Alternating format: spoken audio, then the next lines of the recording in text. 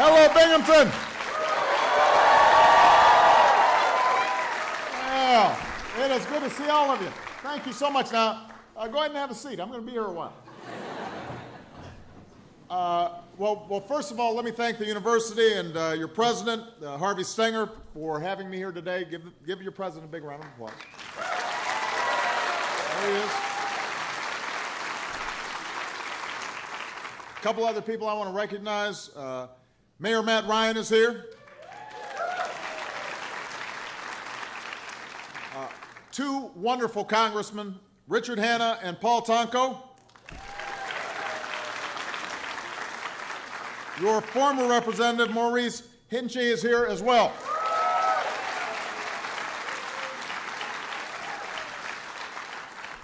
So, first of all, thank you, because it's really nice outside. So for you to be willing to come inside, I greatly appreciate. And I'm not going to do a lot of talking at the top, because I want to have a conversation with you about a range of issues, but in particular something that is personal for me. A lot of you know that I wasn't born into a lot of wealth or fame. There wasn't a long Obama dynasty. And so the only reason I'm here today, the only reason Michelle and I have been able to accomplish what we accomplished, is because we got a great education. And I think the essence of the American dream is that anybody who's willing to work hard is able to get that good education and achieve their dreams. And central to that is the issue that, you got a big sign there. We try to message effectively: college affordability, making sure that people can afford to go to college. I'm on a road trip from New York to Pennsylvania. Yesterday I was at the University of Buffalo. I visited students at Syracuse. Later today I'm going to meet Joe Biden in Scranton, his hometown. But I decided to stop here for a couple of reasons. Number one, I've been told that it's very important for me to get a Speedies while I'm here. So we're going to pick one up and try it on the road. Number two, I'm excited because of the great work that SUNY campuses like Binghamton are doing to keep costs down for hardworking students like so many of you. Chancellor Zimpher is making sure that hundreds of thousands of SUNY students all across the state are getting a world-class higher education, but without some of the debt and financial burden that is stopping too many young people from going to college. And that's what we want for all of our students and all of our families all across the country. Over the past month, I've been visiting towns throughout America, and I've talked about how do we secure a better bargain for the middle class and everybody who's trying to work their way into the middle class. We've fought our way through a very brutal recession, and now we're at a point where we're creating jobs, the economy is growing, budget deficits are falling, healthcare inflation has been reduced, and yet there's still a lot of working families out there who are having a tough time in this competitive global economy that we live in. And the fact is, even before this last financial crisis, we had increasingly an economy where folks at the top were doing better and better and better, but the average individual or family was seeing their incomes and their wages flatlining. And you start getting a tale of two Americas. And the whole premise of upward mobility in this country, which is central to who we understand ourselves to be, was being diminished for too many people. So from my perspective, reversing that trend should be Washington's highest priority. It's certainly my highest priority. Unfortunately, what we've seen in Washington all too often is instead of focusing on how do we bring good middle-class jobs back to America, how do we make sure the economy is growing robustly and that growth is broad-based, we've been spending a lot of time arguing about whether we should be paying our bills that we've already accrued. Or the discussion's been about slashing spending on education and basic research and science, all the things that are going to make sure that we remain competitive for the future. Most recently, there's been threats that we would shut down the government unless we agree to roll back the health care reform that's about to provide millions of Americans with health care coverage for the first time. And that's not an economic plan. That's not going to grow the economy. That's not going to strengthen the middle class, and it's not going to create ladders of opportunity into the middle class. What we need to do is focus on the pocketbook, bread and butter issues that affect all of you. Making sure we've got good jobs with good wages, a good education, a home of your own, affordable health care, a secure retirement, and a way for people who are currently in poverty to get out of poverty. That's what we should be spending our time thinking about when it comes to domestic policy. That's what's always made America great. And nothing's more important to that process than what we're doing in terms of K through 12 education and higher education. Now, here's the challenge. At the time when higher education has never been more important, and when I say higher education, I mean 2-year, 4-year technical colleges. It doesn't all have to be 4-year traditional Bachelor of Arts or Sciences. At a time when that's never been more important, college has never been more expensive. And in fact, what you've seen is that over the last 3 decades, the cost of higher education has gone up 260% at a time when family incomes have gone up about 16%. So I'm not a math major. There are probably some here. But if you got one line going up 260%, another line going up 16%, you start getting a bigger and bigger gap. And what's happened as a consequence is that either colleges become out of reach for too many people, or young people are being loaded up with more and more debt. Now, we've tried to close that gap. When I came into office, we reformed our financial aid system. So the student loan programs were being run through banks, and banks were making billions of dollars on it. And we said, let's just give the money directly to students, cut out the middleman. And we then were able to refunnel billions of dollars to provide more students with more grants and more assistance. We've done our best to keep interest rates on student loans as low as possible. But even with all the work that we're doing there, the fact is the average student is still coming out with $26,000 worth of debt when they graduate. And for a lot of students, it's much more than that. And particularly for those young people who are choosing careers where, like teaching, where they may not make a lot of money, if they're burdened with tens of thousands of dollars of debt, in some cases it's impossible for them ever to pay it off. Or they have to put off buying a home, or starting a business, or starting a family. And that has a depressive effect on our economy overall. So it's not just bad for the students, it's also bad for the economy as a whole. Bottom line is this: we can't price higher education so prohibitively that ordinary families can't afford it.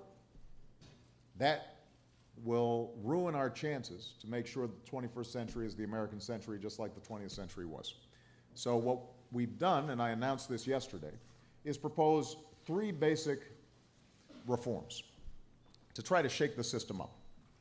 Number 1, we want to start rating colleges based on how well they're doing in providing good value and opportunity for students.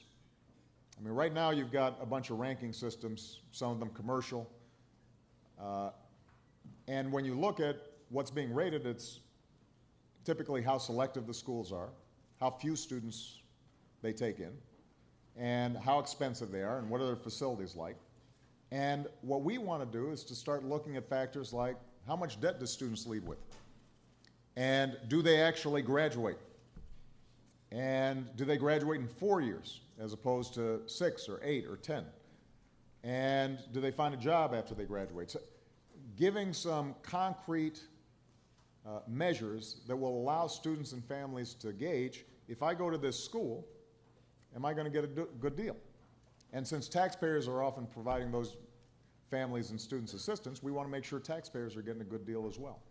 And that'll create an atmosphere in which college presidents and trustees start thinking about affordability and don't just assume that tuition can keep on going up and up and up.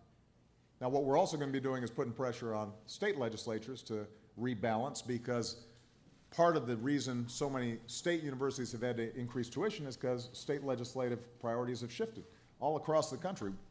More money into prisons, less money into schools. That means that costs are passed on to students in the form of higher tuition. So we got to do something about that. And we're also going to ask a little more from students. What we're going to say to students is, you need to actually finish courses before you take out more loans and more grants. And we want to say that to students not to be punitive, but instead to prevent a situation where students end up taking out a lot of debt but never actually getting the degree, which puts them in a deeper financial hole than they otherwise would be. All right, so that's point number one. Second, we want to jumpstart competition among colleges and states to think of more innovative ways to reduce costs. And there are schools that are doing some terrific work in reducing costs while maintaining high-quality education. So, for example, there's some schools that are experimenting where you can get credits based on your competency as opposed to how much time you're spending in the classroom. There's no law that says you have to graduate, that for you to be in school for 4 years rather than 3 or 3.5 somehow automatically gives you a better education. And so schools are experimenting with how can we compress the time and thereby reduce the costs. Are there ways that we can use online learning to improve the educational quality and at the same time make things a little cheaper for students? So we're going to work with states, schools, university presidents to see what's working, what's not, and let's spread best practices all across the country. And then the third thing we want to do is to expand and better advertise a program that we put in place and expanded when I came into office, and that is a program that says for college graduates who do have debt, we're going to cap the monthly payments that you have to make to 10% of your income. And the notion is that that way it's manageable, and you're not going to have to make career decisions simply based on how much money can I make to pay off those student loans. If I want to be a teacher, if I want to be a social worker, if I want to go into public service, then I can do that, and I'm still going to be able to act responsibly and pay off my debt. We already have that program in place, but it's not as widely known as it needs to be, and not as many young people are eligible for it as we want them to be. So we're going to work to improve on that front. Bottom line is, we need to stop taking the same business as usual approach when it comes to college education. Not all the reforms that we're proposing are going to be popular. I mean, there's some who are benefiting from the status quo. There will be some resistance. There's going to have to be a broad-based conversation, but part of our goal here is to stir a conversation because the current path that we're on is unsustainable. And it's my basic belief, and I suspect the belief of most people here, higher education shouldn't be a luxury. It's an economic necessity in this knowledge-based economy. And we want to make sure that every family in America can afford it. So I'm interested. If you guys have other ideas,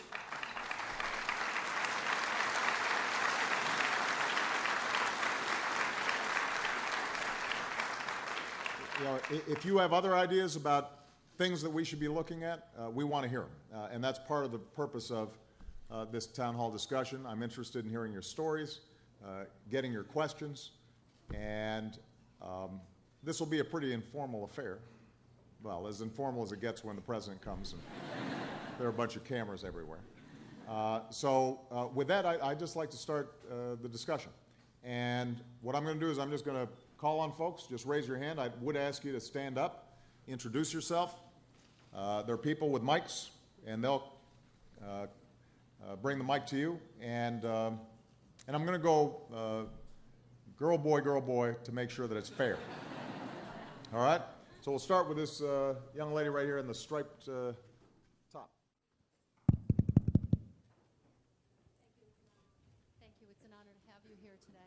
Hold on a second. I think, here we go. Thank you. It's an honor to have you here today, Mr. President. My name is Nicole Ruhana, and I'm from the Decker School of Nursing here, which is an outstanding school of nursing that has excellent outcomes.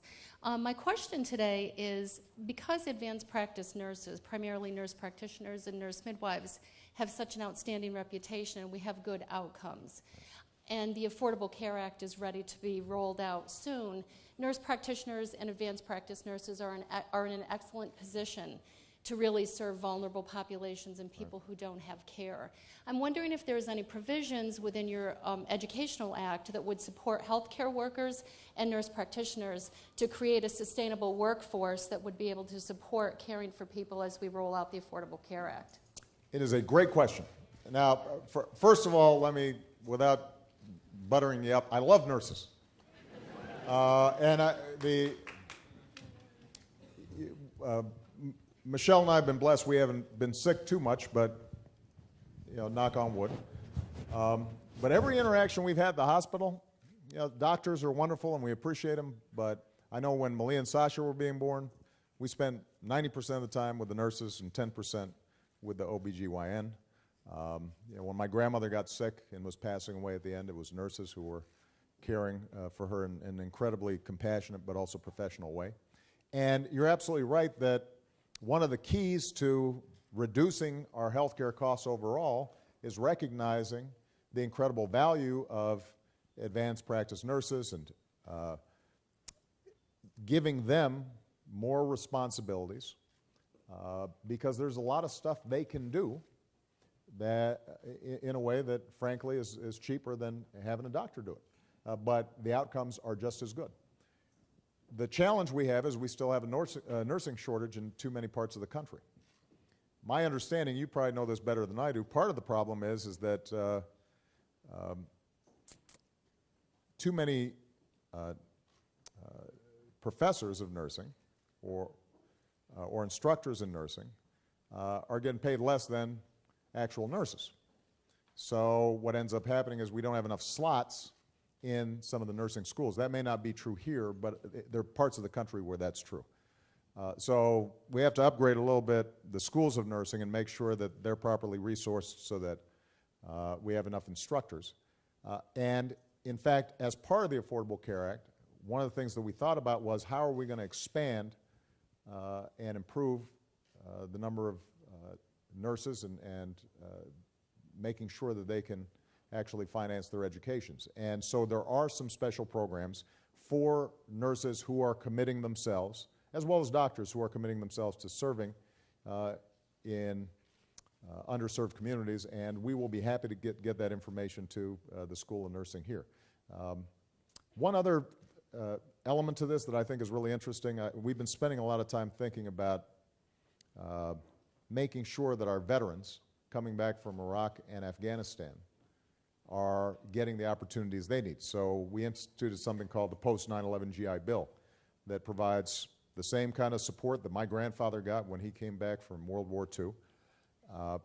And the young people who have served in our armed forces are just do extraordinary work. One of the problems, though, is that they don't always get credit for the skills that they already possess when they come home. So and we've got a gentleman here who's a veteran. And one great example actually is in the medical profession. When you get Army medics coming back who served in the worst possible circumstances, out in theater, having to make life or death decisions. I met a young man up in Minnesota. He had come back, wanted to continue to pursue his career and become a professional nurse, and he was having to start from scratch, taking the equivalent of Nursing 101. And what we're trying to do is to make sure that states and institutions of higher learning recognize some of the skills, because as we bring more and more of our veterans home, we'll be ending the war in Afghanistan by the end of next year.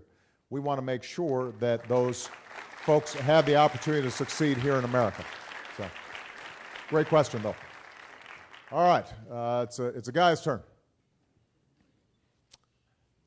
Right here. Yeah. Hold on. Let's get a mic all the way to the back.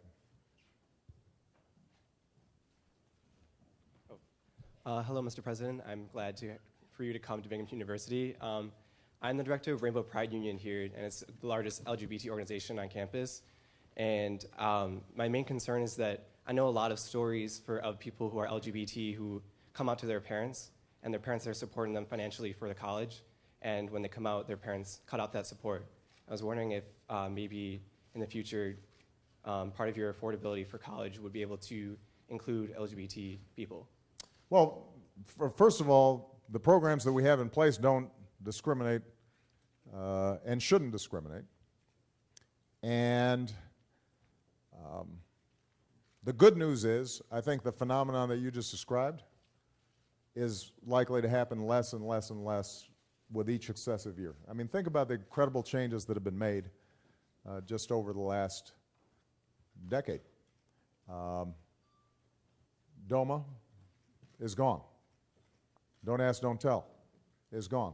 But more importantly, people's hearts and minds have changed. And I think that's reflective of parents as well. That doesn't mean that there aren't still going to be struggles internally, but I think more and more what we recognize is that just as we should judge people on the basis of their character and not their color or religion or gender, same is true for their sexual orientation. So I don't suspect that we'll have special laws pertaining to young people who were cut off from support by their parents because their parents hadn't gotten to the place I think they should be when it comes to loving and supporting their kids regardless of who they are.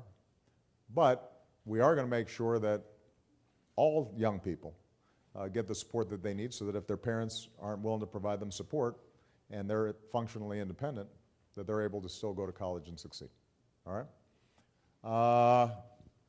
Right here in the Obama t-shirt. So if you, here's a general rule in the presidential town hall. If you want to get called on, wear the president's face on your shirt. Good afternoon, President Obama. My name is Ivana Smith. I'm a graduate student in the College of Community and Public Affairs. I study Student Affairs Administration.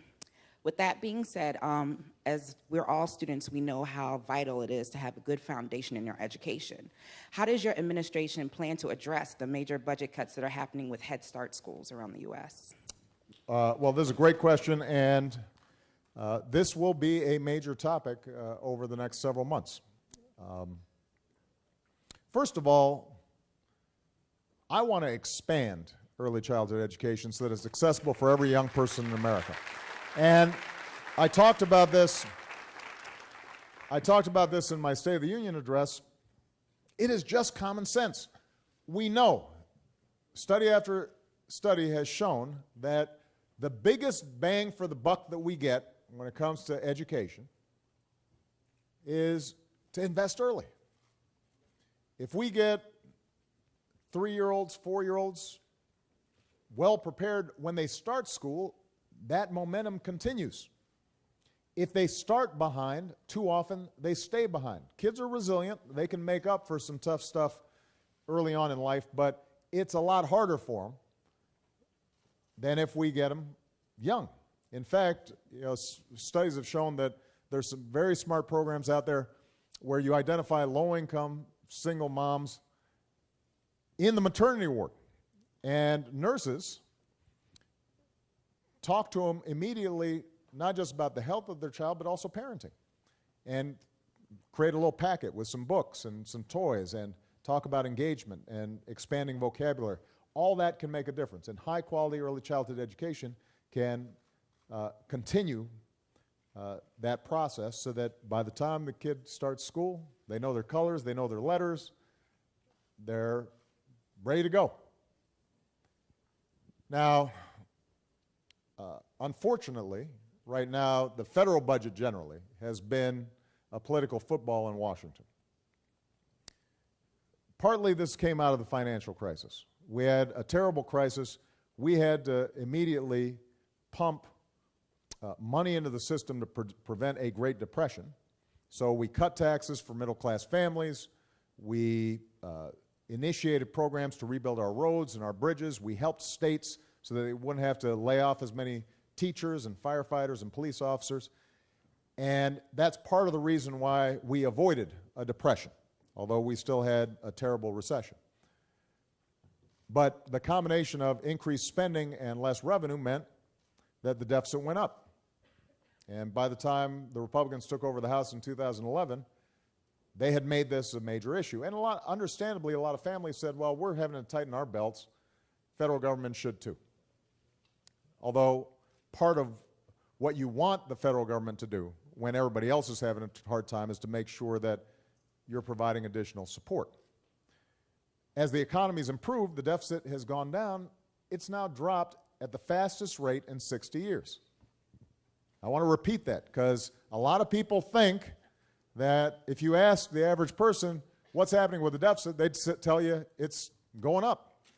The deficit has been cut in half since 2009 and is on a downward trajectory.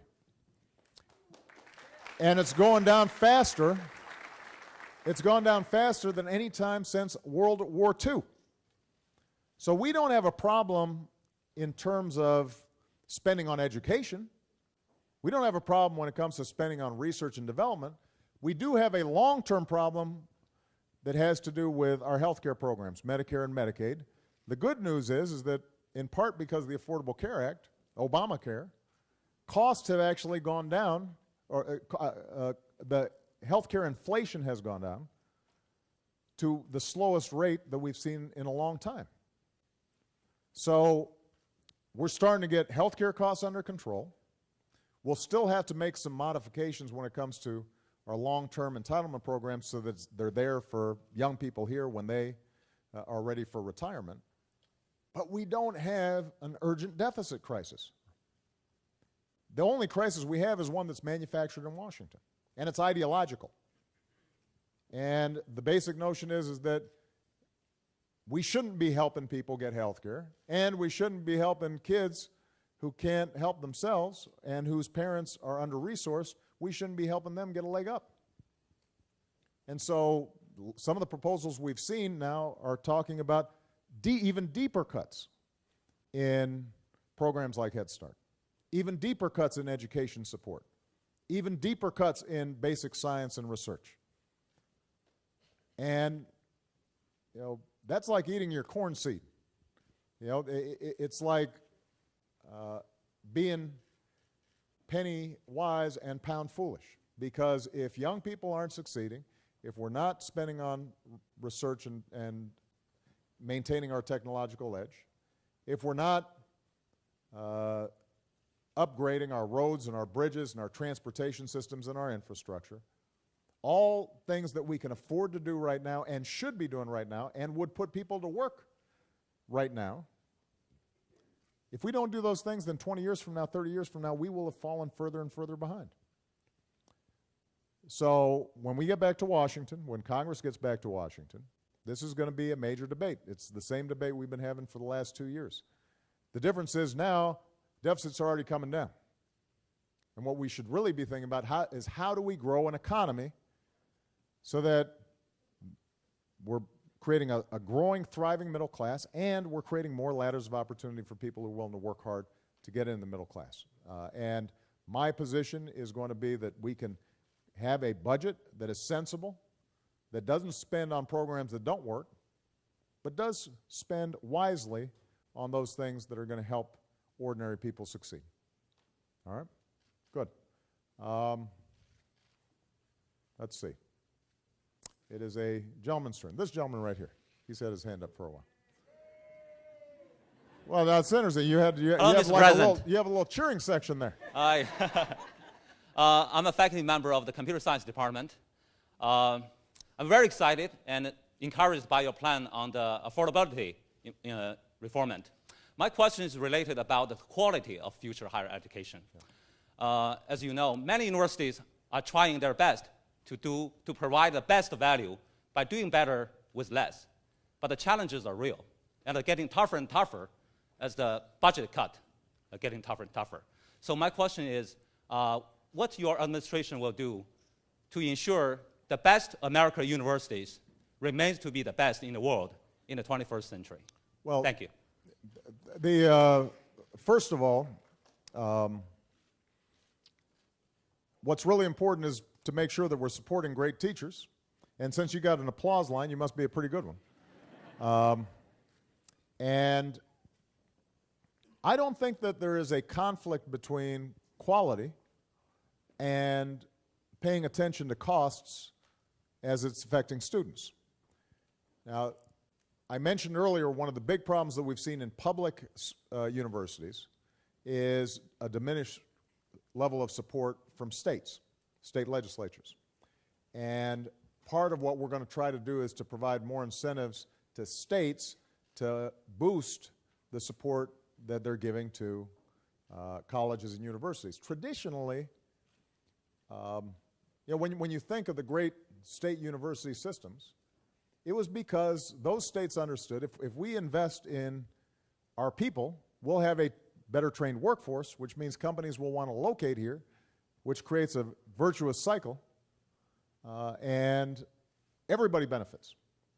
But starting, let's say, 15 years ago, 20 years ago, you saw a trend in which state legislatures who were trying to balance their budgets kept on cutting support to state education. What happened was that, and I don't know whether this is true, Mr. President, for SUNY, but around the country, on average, what you've seen is a drop from about 46% of the revenues of a public college coming from states down to about 25%. It's almost been cut in half. And essentially, the only way these schools have figured to make it up is to charge higher tuition. So states have to do their jobs. But what is true also, though, is that universities and faculty need to come up with ways to also cut costs while maintaining quality, because that's what we're having to do throughout our economy.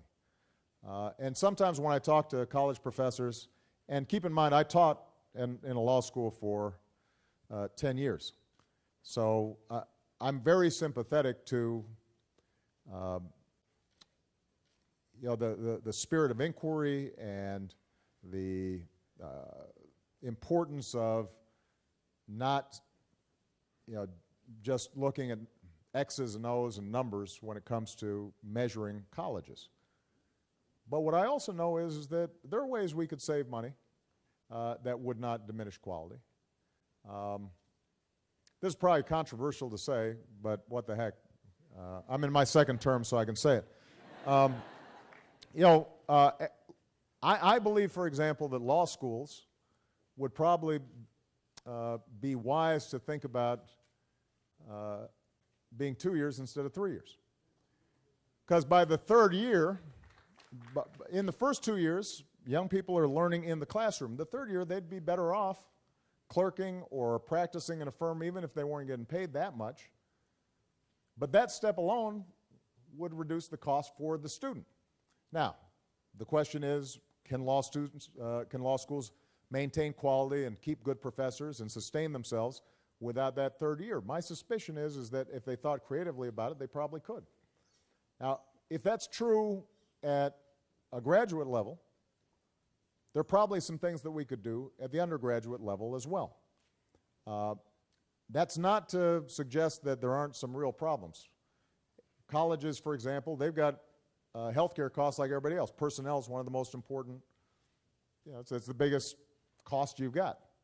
And if healthcare costs to provide insurance for your employees is going up as fast as it's been going up, that affects folks. So our idea is not to just have some cookie cutter approach that doesn't take quality into account. The idea is understanding we've got to maintain high quality. Are there ways that we can reorganize schools, use technology, think about what works, so that overall we're creating a better value for the student? And one of the best things that we could do for students is to make sure that they graduate in a more timely fashion. Unfortunately, too many young people go to schools where they're not getting the kind of support and advice on the front end that they need, and they drift, and 4 years, 5 years, 6 years into it, they've got a bunch of credits, but it all doesn't result in actual graduation. And then they get discouraged. And that's an area where we know we can be making improvement as well. Okay? And if you've got any other ideas, let me know. All right? Okay. Let's get a young person in here. Right there. Yeah.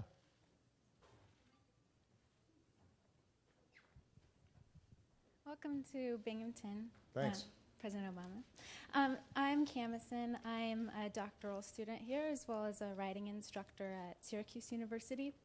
And I'm interested in the giving of federal funds to students who are going to for-profit colleges, or colleges I might even call predatory. And I'm very conflicted about this issue, and so I'd like to hear your insight. Thank you.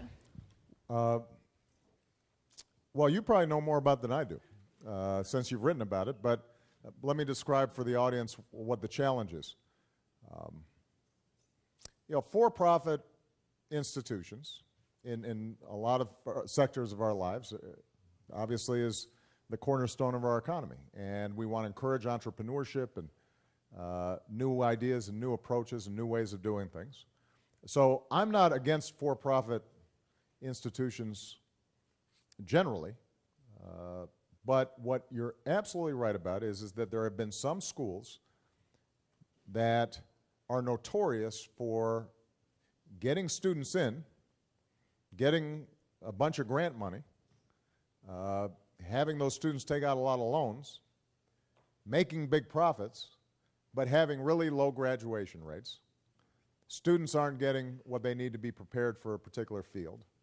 They get out of these for-profit schools loaded down with enormous debt. They can't find a job. They default. The taxpayer ends up holding the bag. Their credit is ruined, and the for-profit institution is making out like a bandit. That's a problem. I was mentioning veterans earlier. Soldiers and sailors and Marines and Coast Guardsmen, they've been preyed upon very badly by some of these for-profit institutions. And we actually created a special task force inside our consumer advocate protection organization that we set up, just to look out for members of the armed forces who are being manipulated, because what happened was these for-profit schools saw this post-9/11 GI Bill, that there was a whole bunch of money that the federal government was committed to making sure that our veterans got a good education, and they started advertising to these young people, signing them up, getting them to take out a bunch of loans, but they weren't delivering a good product. This goes to then the point I made earlier about how we can rate schools. We're going to spend some time over the course of the next year talking to everybody, talking to university professors, talking to faculty members, talking to students, talking to families. But if we can define some basic parameters of what's a good value, then it will allow us more effectively to police schools, whether they're for-profit or not-for-profit, because there's some non-for-profit schools, traditional schools, that have higher default rates among their graduates than graduation rates, and be able to say to them, look, either you guys step up and improve, or you're not going to benefit from federal dollars, because there are a bunch of schools like this one that are doing a good job, and we don't want money being funneled to schools that aren't doing a good job. We want to encourage students to be smart shoppers, to be good consumers.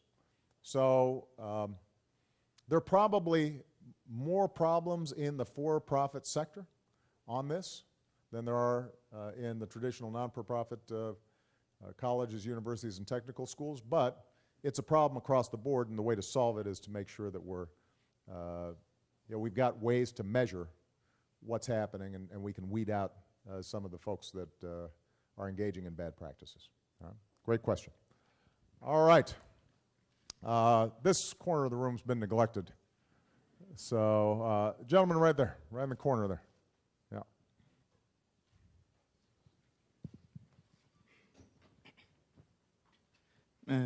Thank you for taking the time to visit Binghamton University.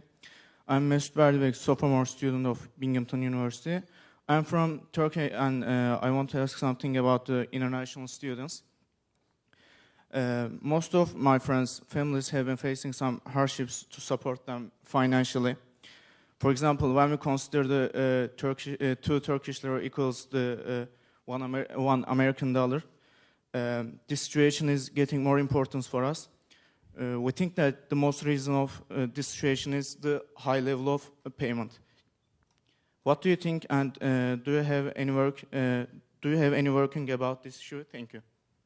Well, first of all, we're glad you're here, and we hope you're having a wonderful experience. One of the great things about American universities is they are magnets for talent from around the world. And that has enriched us immeasurably. It enriches us in part because students who come here and study and excel may end up staying here and working and starting businesses. And that's always been part of the American experience, is smart, striving immigrants come in here and succeeding. And that makes everybody better off, which is part of the reason why we've got to get immigration reform done, so that if we're taking the time to train a great computer scientist or engineer or entrepreneur, we're not then just sending them back to their country. Let's invite them, if they want to stay, to succeed here and start jobs here and create businesses here.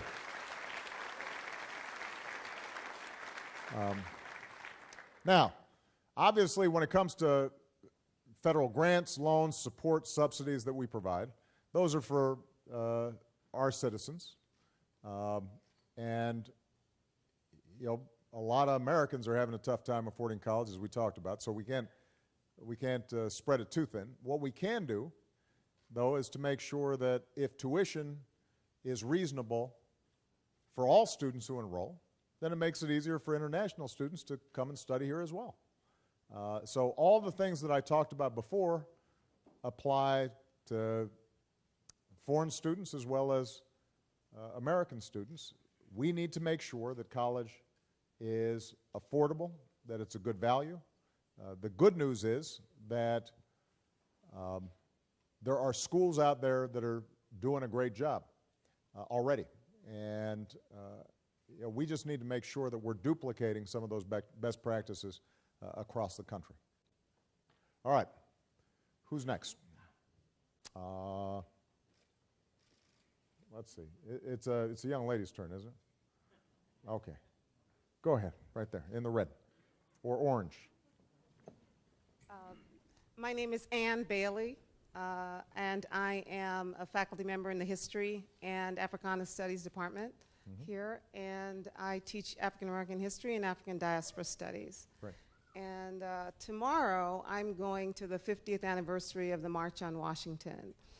And I'm going with my son because I'm here, as you said, because of a good education. And that good education became possible because of that faith-inspired movement that really reached such an important milestone 50 years ago. And I'm so grateful for the fact that I had that opportunity and that my son and that these young people will have these opportunities. But I still kind of wonder where we are now in terms of education and civil rights. Where do you think we are? What do we need to do to kind of make sure that it is education for all, including underrepresented groups? That's just my question. Well,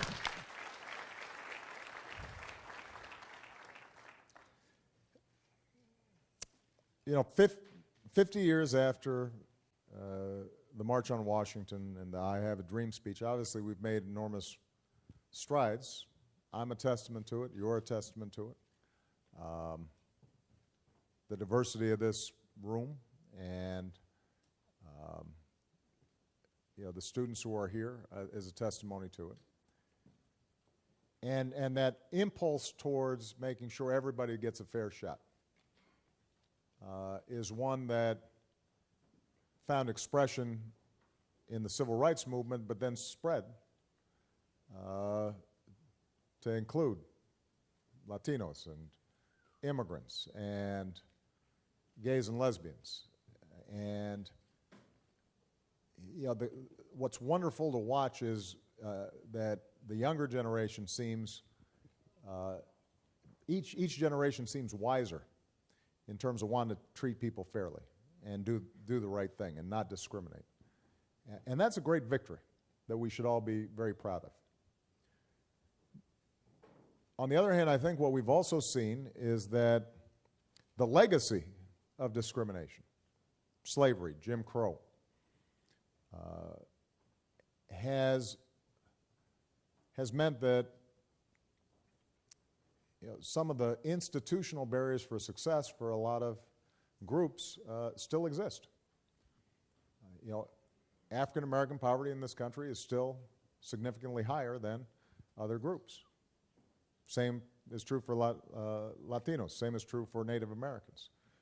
And even if there weren't active discrimination taking place right now, and obviously we know that some discrimination still exists, although nothing like what existed 50 years ago.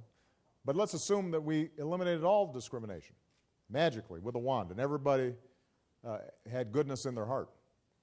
You'd still have a situation in which there are a lot of folks who are poor and whose families have become dysfunctional because of a long legacy of poverty, and live in neighborhoods that are run down and schools that are underfunded and don't have a strong property tax base. And it would still be harder for young people born into those communities to succeed than those who were born elsewhere. So if, in fact, that's the case, and that is what I believe, then it's in all of our interests to make sure that we are putting in place smart policies to give those communities a lift and to create ladders so that young people in those communities can succeed. Well, what works? We've already talked about what works. Early childhood education works. We know that can make a difference. It's not going to solve every problem, but it can help level the playing field for kids early in life, so that they're still going to have to work hard. Not everybody is going to succeed, but they'll have a better chance if we put those things in place. Making college affordable, that makes a difference, because we know, in part because of the legacy of discrimination, that communities of color have less wealth. If they have less wealth, it means that mom and dad have a more difficult time financing college. Well, we should make sure that every young person, regardless of their color, can access a college education. I think the biggest challenge we have is not that we don't know what policies work, it's getting our politics right. Because part of what's happened over the last several decades is, because times have been tough, because wages and incomes for everybody have not been going up, everybody's pretty anxious about what's happening in their lives and what might happen for their kids. And so that they get worried that, if we're helping people in poverty, that must be hurting me somehow. It's taking something away from me.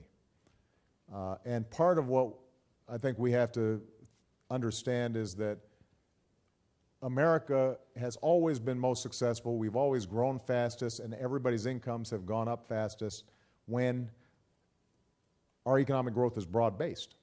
Not just when a few people are doing well at the top, but when everybody's doing well.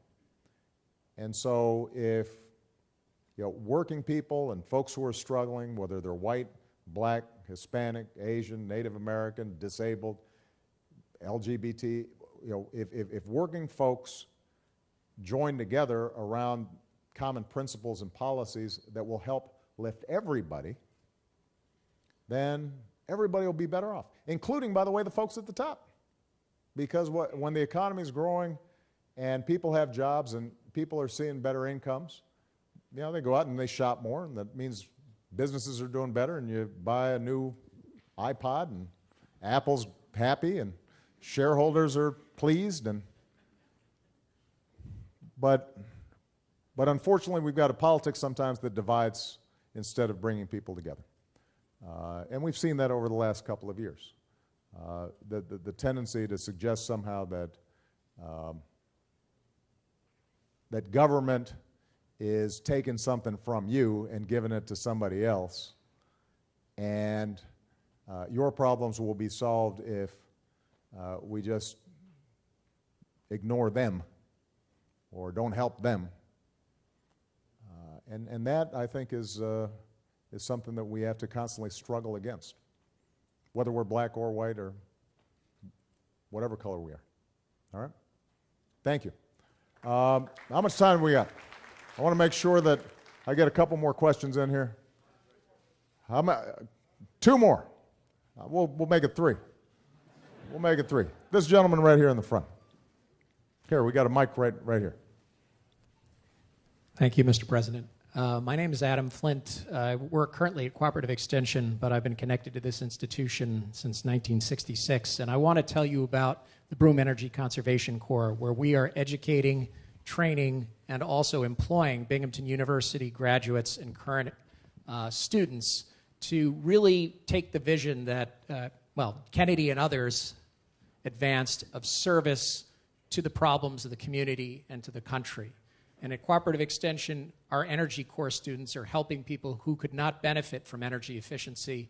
They're helping getting people employed with local home performance contractors. And we could do so much more if it were possible for programs like ours across the country to be able to know that we're going to be here in 2014, which we don't right now. And so I guess we've been in discussions with Harvey and with many of the people in this room, with Matt Ryan, with many of the senior Binghamton University folks. And we'd really like to see coming out of Washington some good news about funding for the green economy for the future and for our ability to give a future to our children that right now I'm doubtful about. You have 2 girls, I've got 2 girls, and this is the last century of fossil fuels. So we've got to make it happen. With this Energy Corps, we could move to a food corps and on and on and on. I've said enough. I'm afraid it's one of the family business at the professoriate to say too much. And I'm going to shut up now and listen to the wisdom that I hope you will bring to my question. Well,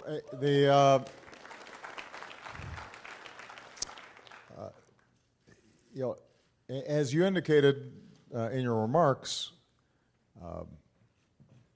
we are going to have to prepare for a different energy future than the one we have right now.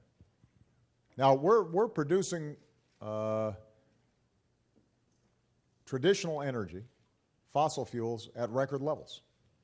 And we've actually achieved,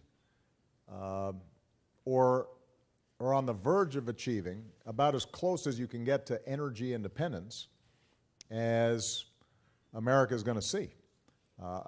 Natural gas, oil, all that stuff's going up. In some cases, what you've seen is that, for example, transitional fuels, like natural gas, have replaced coal, which temporarily are reducing greenhouse gases. But the bottom line is those are still finite resources. Climate change is real. The planet is getting warmer. And you've got several billion Chinese, Indians, Africans, and others who also want cars, refrigerators, electricity. And as they go through their development cycle, the planet cannot sustain the same kinds of energy use as we have right now. So we're going to have to make a shift.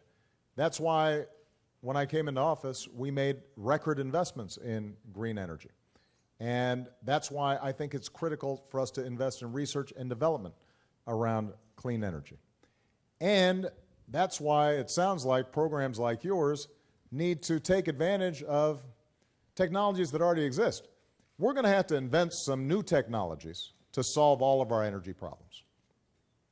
But we know, for example, the low-hanging fruit of energy efficiency. We know that if we design our schools, homes, hospitals more efficiently, that as a country we could probably cut our power usage by 20, 25, 30% with existing technologies and without lowering our standard of living. And, by the way, we can put a whole bunch of folks to work doing it right now. We could gather up a whole bunch of young people here in this community, train them for insulation, for energy-efficient construction, and redo a whole bunch of buildings and institutions right here, and eventually it would pay for itself. So it's a win-win across the board. Unfortunately, what we've seen too often in Congress is that the fossil fuel industries tend to be very influential, let's put it that way, on the energy committees in Congress. And they tend not to be particularly sympathetic to alternative energy strategies. And in some cases, we've actually been criticized that it's a socialist plot that's restricting your freedom for us to encourage energy-efficient light bulbs, for example.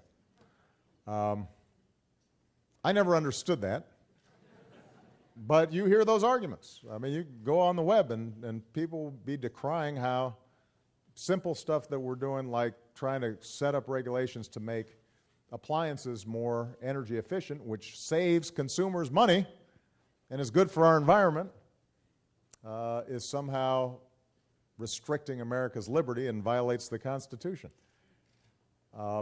So a lot of our job is to educate the public as to why this can be good for them in a very narrow, self-interested way. This is not pie in the sky. This is not,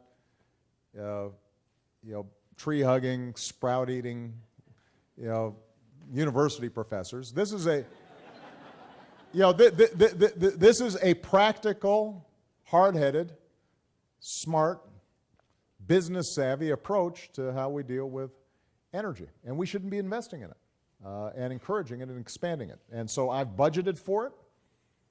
I will fight for it.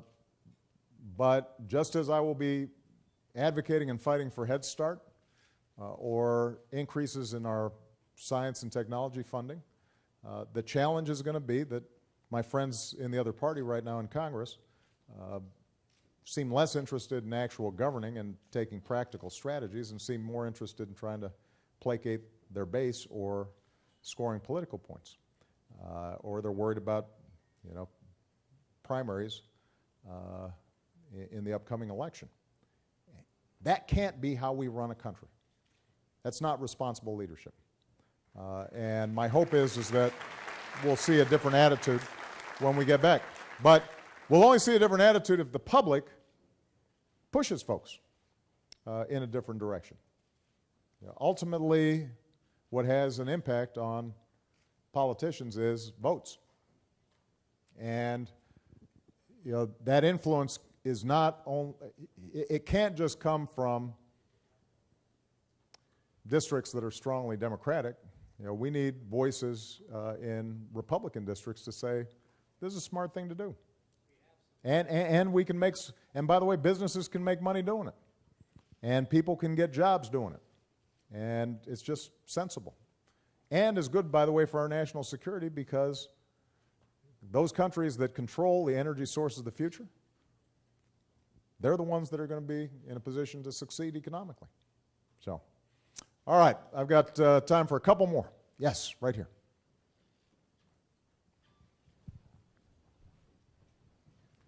Good afternoon, Mr. President. My name's Lauren Valava. I'm an integrative neuroscience major.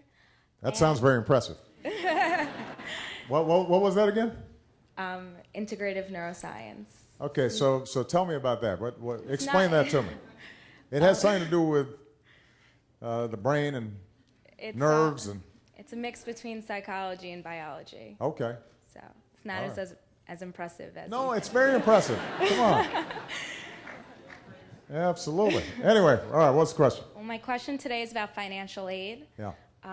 Currently, financial aid eligibility is based on, or heavily based on, students' parents' income. Now, there are many middle-class families that send their students to state schools like Binghamton who live in high-cost regions such as New York City. Now, do you think it's possible for the financial aid formula to include the living costs of the region that applicants live in? You know, it's an interesting question and sounds like it's got some sympathy. What's absolutely true is that what it means to be middle class in New York is going to be different than what it means to be middle class in Wyoming, just in terms of how far your dollar goes. And I think it is a relevant question. It is a challenging problem because if you start getting into calibrating costs of living just in a state like New York, a big state that has such diversity in terms of cost of living, then it might get so complicated that it would be difficult to administer. But you know, why don't I just say this? I think it is an important question, and I'm going to talk to Secretary Arne Duncan about it and find out what kind of research and work we've done on that issue to see if we can potentially make a difference. Now, what one way of handling this would not be at the federal level, but potentially at the state level. So you could manage something at the state level where people may have a better sense of the differences in cost of living in a state and say, we'll make some adjustments for students who are coming from higher cost areas versus lower cost areas. That might be easier to do than to try to administer it at the federal level from Washington for all 50 states. But I'll check with the Department of Education. And I'll make sure my team gets your email so that you get a personal answer from the Secretary. All right? Okay. All right. I got one last question, and I want to make sure it's a student. Are you a student? Maybe. No, that doesn't count. If he said maybe. All right, you are? Okay. This young man right here. Just wanted to make sure. He might have been a young-looking professor. Mr. President, I'm Danny. I'm from here. I'm a student here. I'm from Bard High School Early College, which I know you know. My question is, you spoke upon increasing financial aid for college students. However, I feel that with the competitive job market, a bachelor's will not be enough to secure a job. My question is, will any of these funds go towards grad school programs, or will it be strictly limited to undergraduate education? Well, first of all, a good undergraduate education means you are much more employable and you're much more likely to get a job. Each additional chunk of education that you get, if done well, if you're getting good value, is going to enhance your marketability. And we see that in the statistics. That's not just, not just talk. Fact is that the average American who has more than a college education or greater is a third less likely to be unemployed than somebody who just graduated from high school. So don't underestimate the power of an undergraduate education. It can make a difference. Now, what's true is that if you, for example, in computer sciences, want to get a master's in computer science or a PhD in computer science, presumably that'll make you even more marketable. And we want to make sure that financial aid is also available for graduate students. And the way programs currently exist, that financial aid does exist, although typically you get fewer subsidies and a less favorable interest rate for graduate education. We're probably not going to be able to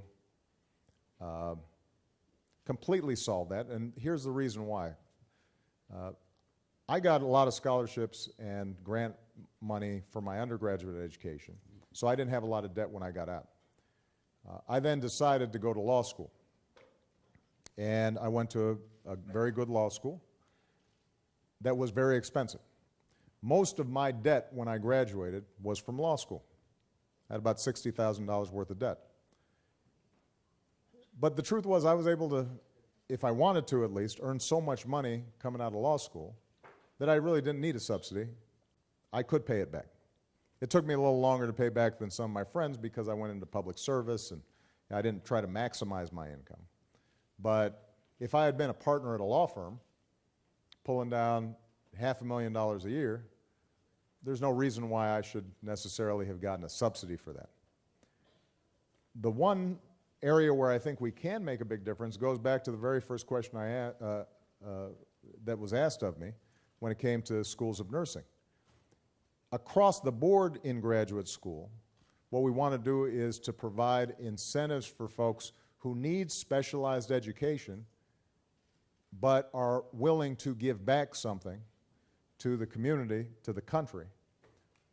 Doctors who are willing to serve in underserved communities, nurses who are willing to serve in underserved communities, lawyers who are willing to work in the state's attorney's office or as a public defender, right? So the more we can do around programs for graduate studies where, you know, we say to you, if you're willing to commit to 5 years working in a place that doesn't have a doctor and you're studying to be a doctor, we're going to forgive you a bunch of those loans.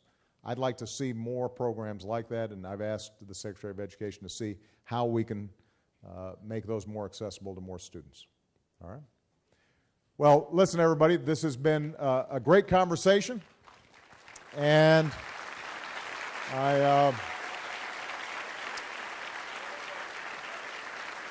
let me just say that you will be hearing more about this debate over the course of the next year. We will be talking to your university president. We'll be talking to the chancellor of the entire system. We'll be talking to faculty. We'll be talking to students. If you have ideas or questions that were not somehow addressed, then we'd like to hear from you. And go to whitehouse.gov. There's a whole section where we can get comments, ideas, and that I promise you we actually pay attention when you guys raise questions. And for those of you who are still sorting out student aid, if you're still in high school, for example, and you're thinking about going to college and you don't know exactly what makes sense for you, we do have a website called studentaid.gov, that can be very helpful to you in identifying what you should be thinking about when it comes to financing your college education. But we're going to do everything we can to make sure that not only are you able to succeed without being loaded up with debt, but hopefully you're going to be able to afford to send your kids to college as well. All right? Thank you for great hospitality. Appreciate it. Thank you.